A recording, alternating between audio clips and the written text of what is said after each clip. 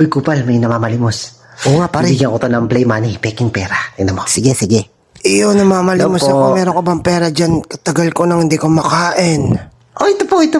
Oh, tingnan.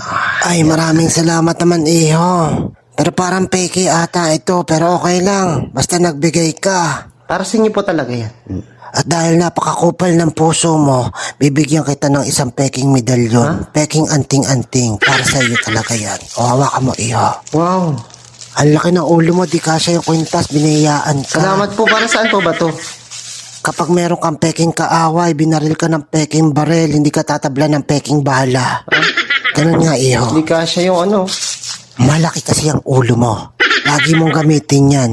Pag nagnakaw ka naman ng peking bagay, huhulihin ka ng peking pulis, lilitisin ka ng peking hukuman, at makukulong ka sa peking kulungan. At pagkatapos nun makakalaya ka rin naman. Magiging peke yung kasiyahan mo kasi peking tao ka. Kaya magagamit mo yan. Ganda Gamitin mo yan, yung peking agimat na yan, malaki ang peking maitutulong sa'yo.